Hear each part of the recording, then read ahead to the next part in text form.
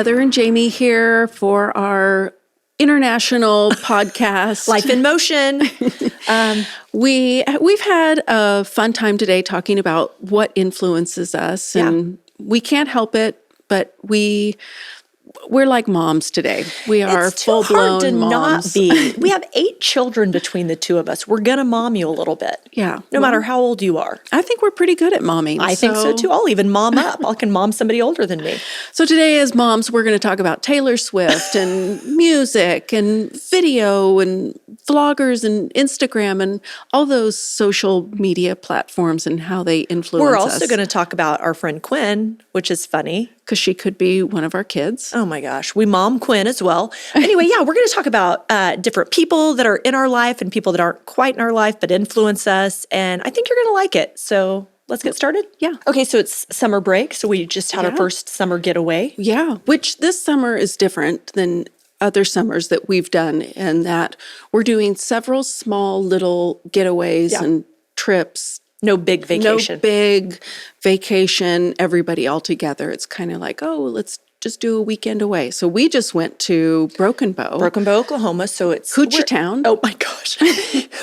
Something like that. Where is it? Somebody asked me, south what? It's southeast, Oklahoma. southwest? It's the southeast corner of Oklahoma. It's in the Oklahoma mountains. Did you say Oklahoma? Oklahoma, and Hoochie Town. Town, you meant to say that.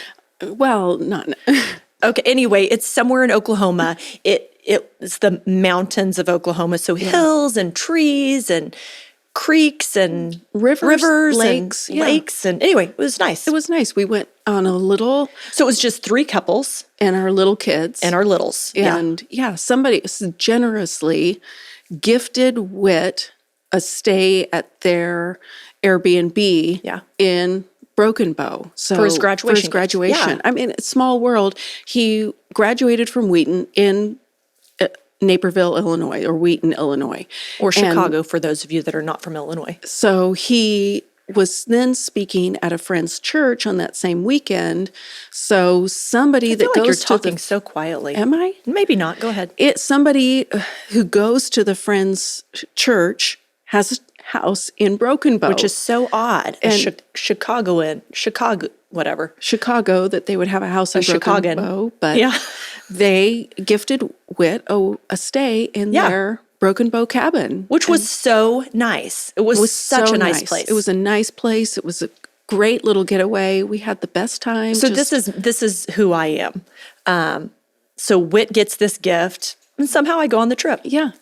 Last night, we went over to our friend's house who just had surgery. I'm there to help clean up and stuff. And the person dropping off a meal, I was like, hey, thanks for dinner. She has surgery. I eat dinner. Yeah. Anyway, go ahead. Did you clean up? I did. In fact, I was like, somebody take a picture, send it to Heather. I'm doing dishes. I'm cleaning countertops. And not one person took a picture. But you have no proof then. No it's proof. Your word. But I even was just like, is this okay in the refrigerator like this? Like I was reorganizing. She was sitting there just going, it's great. It's great. And she's probably moved after I left, but okay, I'm sorry. So Broken Bow. It was fun. It was. We had a great time. We just played games and kayaked. I'd never been kayaking. Turns out I'm not really good keeping myself going the direction I want. So I laughed so hard because I'd be coming up to these rocks and I knew in my mind which way to turn, but I couldn't get my kayak to turn. So I was just laughing, going, no. And then my kayak would turn around. I would go backwards for a minute and I'd go and get myself straight. Everybody'd pull over to the side and I'd go zooming by. I'm like, see you, bye. I can't stop. It was so fun. It was a lot of fun. Great weekend. The one big thing that surprised me, that just shocked me, is one time we're eating dinner or playing a game and I find out that Brian hates. H-A-T-E. Hates. With a passion, with a vengeance. Hates. Oh, yeah. Taylor Swift. He does. Oh, yeah, he does. We can't even, her song comes on and somebody better change that station. Yeah, I can't stand her. You can't bring up her name without him bringing up a list of her many, many faults. Oh, yeah. Yeah, She's leading young ladies astray. She is using she's manipulating people. She has so much influence and she's not using it for good. Oh no, he does not appreciate people that have influence and don't use it for good. She doesn't, the way she treats men or talks about men is... Breaks up with one of them and then airs their dirty laundry. He's not a fan. He is. I mean, I was just like shocked. It wasn't just a casual, I don't care for her. Oh, no. There was fire in his eyes. Oh, yeah. If she hears this podcast, she might reach out to us. She might. I'll get you on Taylor, I'll get you on the phone with Brian.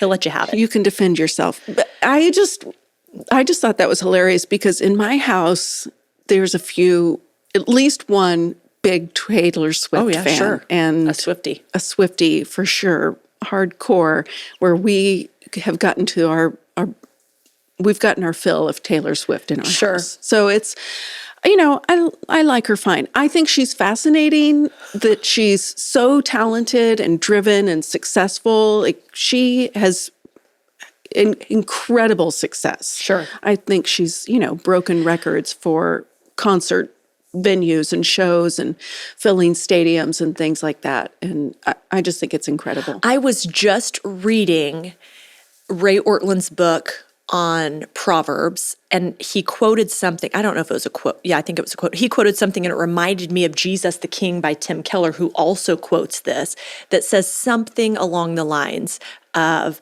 the most miserable people in the world are the people who all their dreams have come true. They're at the top of celebrity and success and have realized everything I was searching for, it's still empty without the Lord, of course.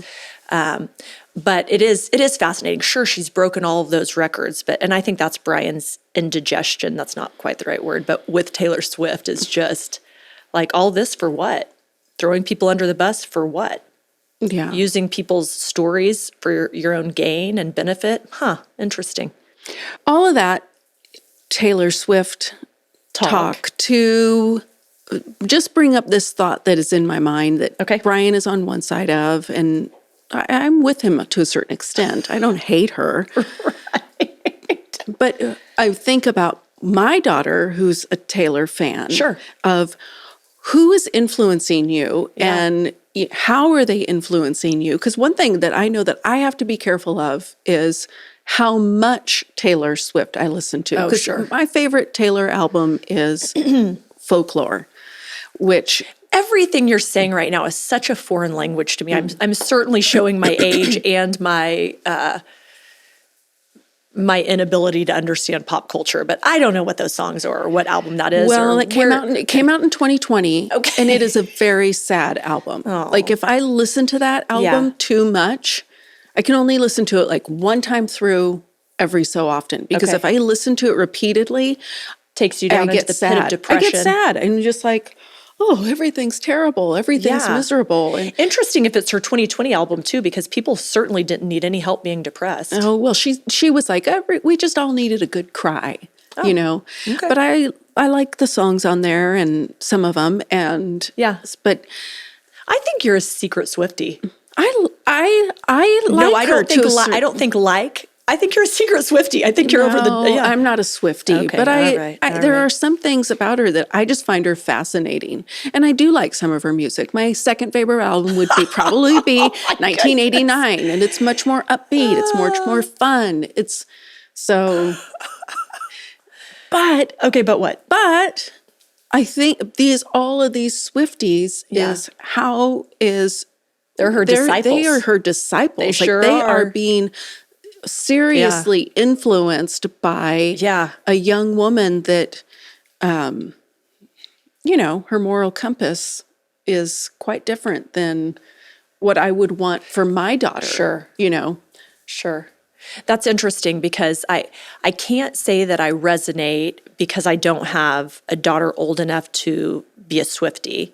Eleanor knows some songs or whatever, but it is interesting how we know this from social media to anything else, what you spend your time and energy focused on. I mean, that's what you're a disciple of. Mm-hmm. I even Cooper and I have been a little bit at odds this summer because, and I feel bad for him. He applied for a job that was a good paying job that was offered to him 2 weeks before school was out, but they wanted immediate availability. And he's like, well, I have baseball regionals, then a week-long senior trip with my senior class, then graduation, then I can start the next day.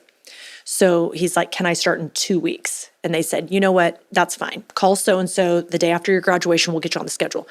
So the day after his graduation, he calls, can't get a hold of the person. So I'm just like, you call every day until you get a hold of them. Next day calls, can't get a hold of the person. Next day calls, the person finally calls him back and says, you know, we needed immediate availability so we wouldn't have filled that position. So he's like, oh, so he has no job going into the summer.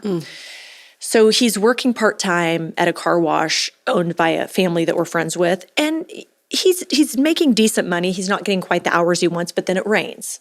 And then you're out of work. Your shift is canceled. Lucy's a lifeguard, so if Same it rains, thing. Yeah, it rains. No work today. We can't. Woo-hoo. Yeah. Right. It's wonderful for them. But the reason we've been at odds is because I feel like he has been lazy.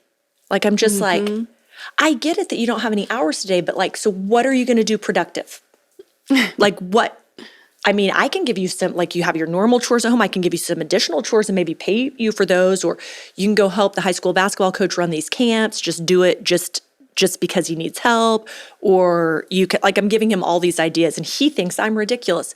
And then I was reading, oh gosh, I wish I could remember. I wish I would have known I was going to talk about this. I would have better prepared myself.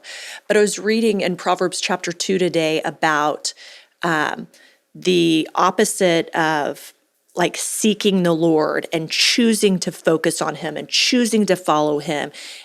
Complacency, the opposite being complacency, takes you a place that you don't want to go. So I told Cooper, I think the reason I'm so frustrated is because your whole life right now is just complacency. Yeah. Like you're no longer a high school athlete, so you don't have to do these certain workouts. You don't have enough hours at work, so you can just watch another whole Netflix series. You know, I'm just like, just get busy doing something. But his focus is more on complacency, or their focus is more on Taylor Swift than maybe somebody that would point them towards a better moral compass or the Lord, or anyway. So he told me, I'm learning a lot about myself this summer. He told me he doesn't mind me correcting him or sharing my opinion with him, but I need to lay off the side comments. So I was like, what side comments? He's like, well, like when somebody tells a joke and you say something like, well, Chase can afford to do that because he works all the time. Cooper's going to have to stay home. And I'm like, oh, well, yeah, I guess I do make side comments all day, every day. Anyway. Just let me tell you what I think slyly. Yes. Let me just throw in a comment about how horrible you are. It's not terrible. But anyway, I just like, he's being discipled this summer, not by Taylor Swift, but by complacency. And it makes me nervous.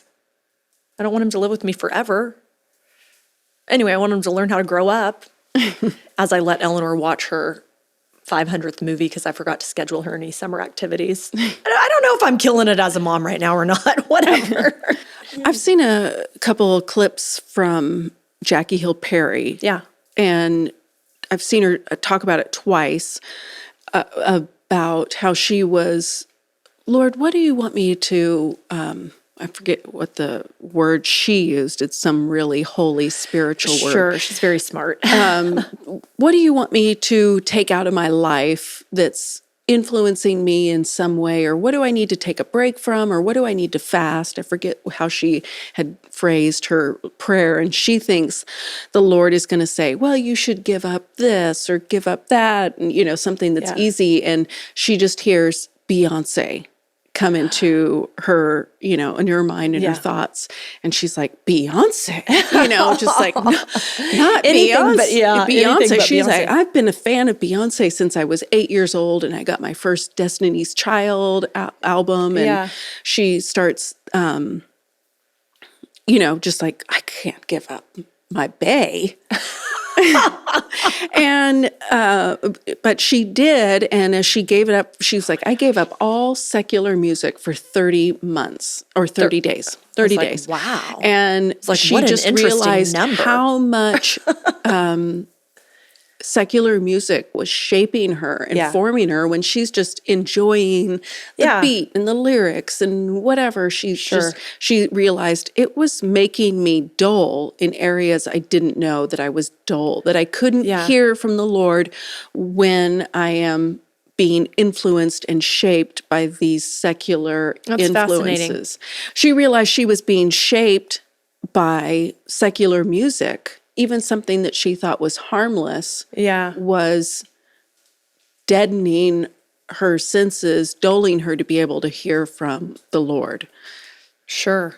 which is just in today's, I mean, I think it's easier than ever to be influenced by social media.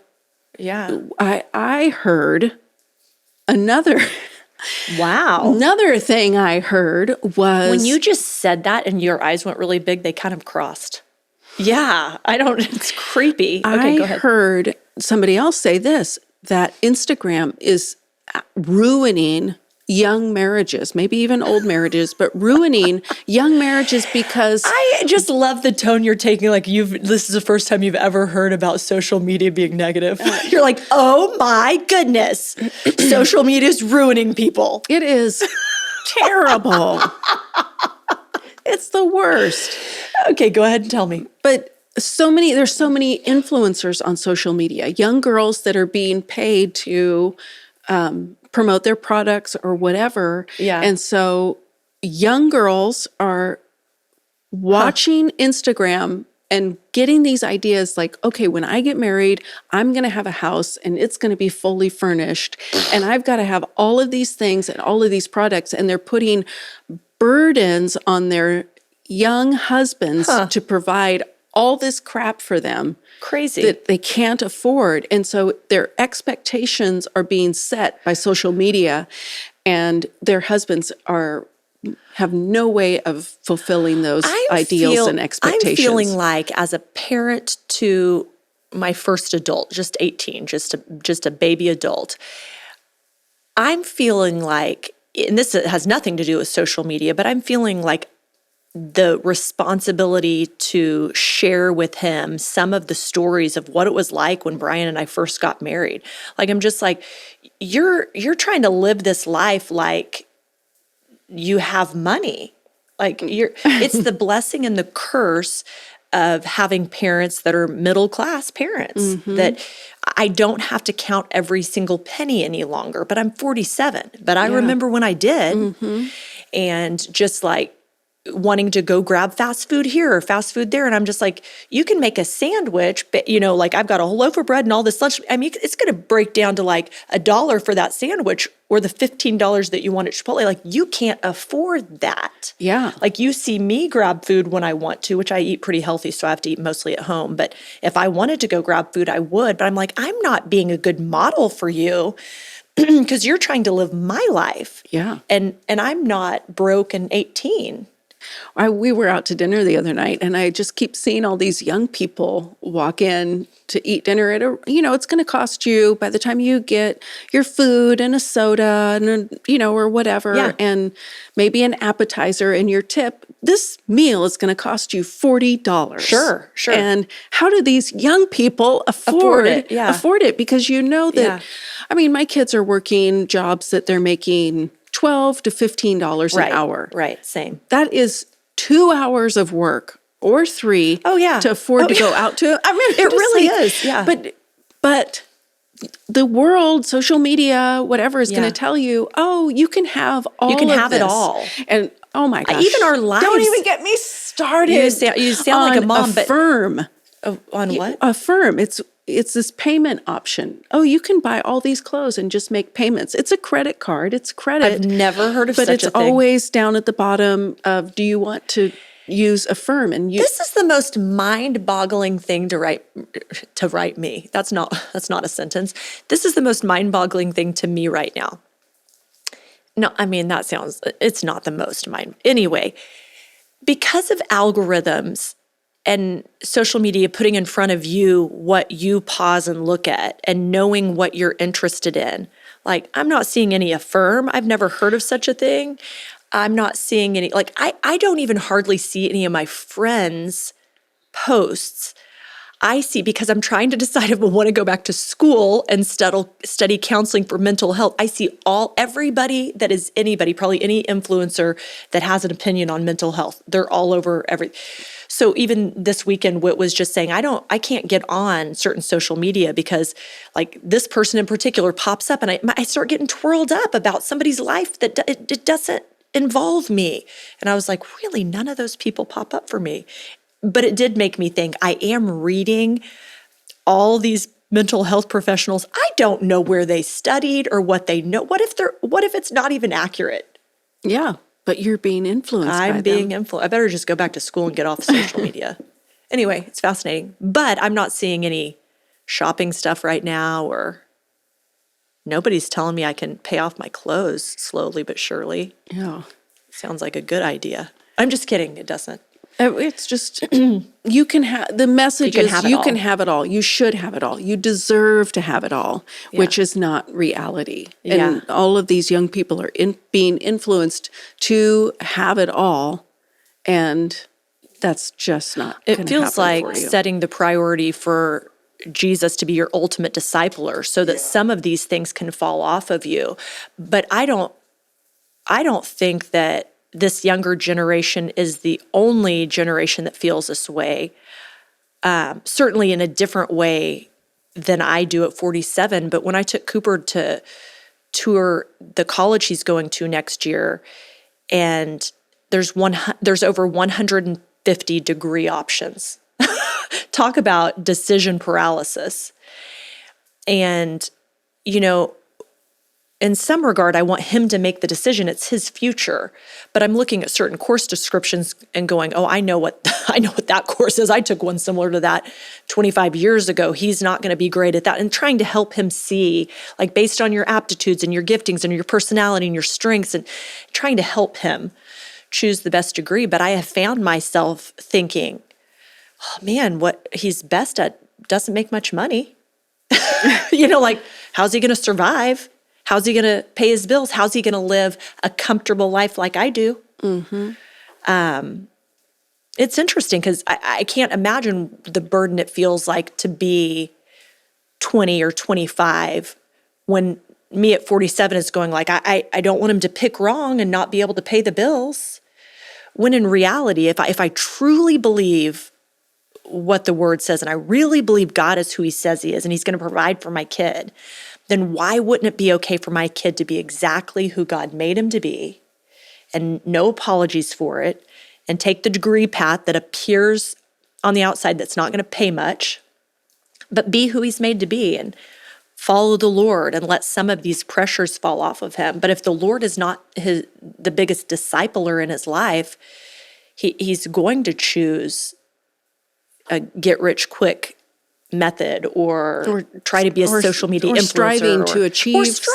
Striving to achieve something that might be unattainable. Unattainable for his personality and his giftings. Well, we were talking to Quinn, and she's just talking about she's our sound engineer on our podcast and our friend. And she is also young enough to be our daughter.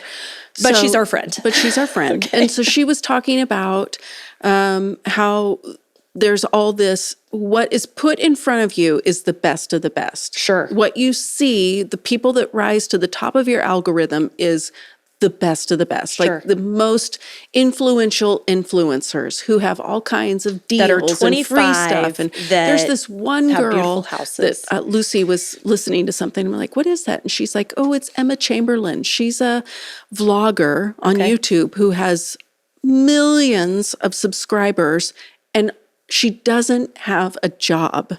She just vlogs about her life, living in a house in LA with a pool, decorated. And she just goes to work out and gets her nails done and goes to the juice bar and everything. But this is not attainable. I would like to sit down with Emma. 99.9. Is her name Emma? Yeah. I would like to sit down with Emma and maybe Taylor Swift and some of these people. And sincerely, you'd probably have to ask a lot of questions to drill all the way down. Are you completely content in your life and who you are and what, you know what I mean? Like it just, I can't imagine. And now maybe these people secretly serve the Lord. But, like, because I do know that without your creator, there is a longing in your heart that is never fulfilled. So good for them to have that beautiful house. I would love to, as a mom, to sit down and go, do you need a hug? Yeah. Like, are you doing okay? I think, the scripture that comes to me is when you think about all of this, especially these young people and what they're facing, because it's uncharted territory, is be on your guard, because your enemy walks around like a roaring lion, seeking who he may devour. And you could be devoured by envy and greed and jealousy of people that have things that you think that's what I need as well. And it's, setting your goals and intentions on what does the Lord have for me, instead of this is who I see, this is what I need to achieve. Yeah. It's just like, it's a hard world, and you will be eaten up by it if you just set your, let yourself to, and it's so innocent. Right. It is so innocent to let yourself be devoured by what is out there. Yeah. Yeah. This whole Christianity walk is a lot more proactive than people think it is. Like it's a lot more of you seeking the Lord, you choosing to study scripture, you putting yourself in situations where you can be influenced and discipled by people further along than you in the Lord. Otherwise, you're being devoured and you don't even realize it. Yeah. Which is why, if Quinn came to us and she's like, guys, I don't even know how I'm going to do this. We don't have a big enough house or whatever. It's just like, whoa, Quinn, reality check. I'm sure her mom can do this for her as well. Yeah, but we're the same age as her mom, so we can do it for her. But reality check. Quinn, you're 25 years old. You're not going to have a big house right now. Though? You know what I see? It's funny because we're talking to each other, but Quinn's actually in the room, so it's kind of funny. These are, But what I see in Quinn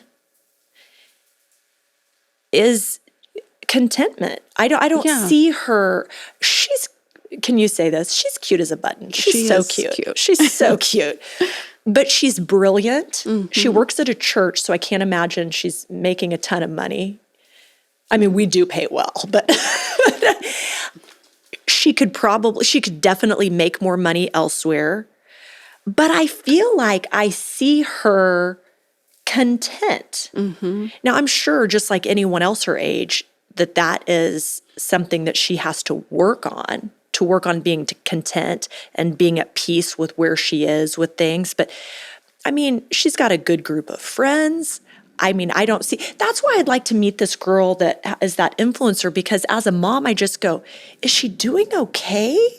Yeah. Like if she doesn't, without a real job, I mean, like you start to flounder without a God-given purpose. I think that's the beauty of watching someone like Quinn, who's probably not making a ton of money, that's younger, that certainly social media is showing her all the things that she should strive for and she should want to achieve and all of that. But my heart actually goes out more to this girl with all that money than to Quinn, because I feel like Quinn's making it. Mm-hmm. Like she's doing it. Yeah. And I just don't even know this girl. I might look her up. I might send her a little message. Like, I'm praying for you. But unless you're pursuing a God goal, there's just something in you that is not fulfilled. I'm concerned. Anyway, I guess one of the ways that we can give perspective at our age is sharing maybe a little bit about where we've come from. Because it's funny, as we talk, this isn't too terribly different. The Bible says there's nothing new under the sun. So social media wasn't a thing when I was growing up, but striving for success still was. Sure. Let's be honest. But when I was a little girl, so I don't know how this was ingrained in me, but when I was a little girl, I think it was my grandmother. My grandmother told all of us, you go to college and get a degree so you can pay for yourself in case you never get married. Yeah. So maybe it was my grandmother. But I always said I wanted to be a CEO. What do you want to be when you grow up? A teacher, a nurse, this. I was like, I want to be a CEO. Oh, really? Of what? What would you like to be a CEO of? And I was like, I don't care. Okay, so I wanted to be a boss. I wanted to be a girl boss in charge of everything. I didn't care what it was in charge of. I just wanted to be in charge, which I still kind of do today. You still do. I still mostly do every moment of my life. You can buy it, honestly. I just want to be in charge. But when I became a Christian, I didn't come into a relationship with the Lord until I was 22. So I was graduating from college and launching, and I had a radical encounter with the Lord. I mean, like life altering, changing, like this God that I've heard about is real and wants to know me. And I started to feel like if I keep pursuing the path I'm getting ready to pursue, this is not going to go well. So I was a public relations major, public relations and marketing, and I worked for our athletic department at our college. And I really liked it because I like sports, but I also just really liked to party with the athletes. So I started feeling like I think I'm going to surrender everything to the Lord. And it seems like if I go towards PR for a professional sports team, I don't know if I know how to be in relationship with these people without just partying with them. Yeah. Like it's like you partied so you could get up and go write your press release so you'd go to the next party. And so I just thought I can't do that. So I laid that down. And slowly over time, as the Lord worked in my heart, I ended up landing at an internship for kids ministry, which is really weird. Nowhere was I studying to do any of that. But just as I walked with the Lord, some of my earthly desires for money, for success, for celebrity just began to fall off of me. And eventually, by the time Brian and I got married, I was 26. And then a couple of years later, we started a family. And I had been so close with the Lord for those 4 or 5 years at that point that when it was time to have Cooper, I told Brian, I don't think I want to work. I want to give everything to being a mom. And I've I rarely look back and think, did I make the right decision? Every once in a while, I'm just like, man, I could be a girl boss and not have to be at home with these children. But the reality is, I don't regret any of it. And Brian and I joke about this, but I really don't add monetary value to our family. I mean, I add value. I'm very important. Yeah, you do some chores. I am a girl boss, and by girl boss, I mean I boss people around. I don't do much. But my content, like even Brian and I have started talking, we're about to launch kids. What do I want to do when we're still young, but I'm not raising any children? And I'm like, I don't know that I want to do anything different than what I'm doing right now. It's like, well, what are you doing right now? I'm like, I'm not sure. I'll get back to you on that. But the focus on Jesus caused the parts of me that were striving for success and money and celebrity to fall off of me, and my purpose to spread the love of Jesus in unique ways. I mean, in my house with my kids, all that, but it's a huge up arrow that we get to sit and record a podcast, and for some reason people listen to us and think we're funny, and then hopefully they see Jesus in us. I'm living a really great life. So I guess my encouragement to somebody that's twirled up about how am I going to make it is, and to myself as I help launch one kid, because I feel the pressure. Of how's he ever going to pay for himself? Is he going to be in my basement forever? Which I don't have a basement, but you know what I mean? Like, how am I ever going to get these kids up off my payroll? Not because I'm wanting them up off my payroll, but like, how do you help them go? Yeah. I don't know. And I feel nervous. But if I look back at my own life, I go, I made it only because I fully focused on Jesus. So I guess if I can help my kids do that, then some of this falls off of you. You know, one thing that I still have to remind myself of, because even I am being influenced that, absolutely, should you be having a career or have you done anything important in your life, is to remind myself that the small things are very important Right. things. That the small things are sometimes the most meaningful things. That as I have, I wasn't ever as ambitious as you of career. I did think that I would have a career or do something, work. I don't know. Who knows? We'll see what happens. But, so I did want to stay home with my kids. That was what I wanted to do. But to remind myself that I'm just not babysitting. I'm not just taking care of people. I'm not just doing laundry or whatever, but there's a real ministry that's so overlooked in the small things that the world would just say, that's not important. That's not worthwhile. That has no value. That has no, money. You're not bringing any, you're not worth anything in a monetary way. At least you should be selling some product while you're doing your laundry or something like that. While you're doing your laundry. Exactly. Yeah. So anyway, I remind myself just all the time of, well, it's not a comparison game. It's not a comparison game. It can be, It feels like it. Yeah. But it's the small things that you don't know that you're doing every day. I said this to a young mom, first-time mom. She texted me a couple of days ago and was just like, I'm battling with some fear in this area. And I was just like, let me pray for you. But then I also sent her that book. Remember our Professor Blake from COTMU? He told us to read this book one time, Domestic Monastery or something like that. Very short book. If you're a new mom, you should read it. Short, easy read. And now I'm going to paraphrase as if I remember what it said. It said something.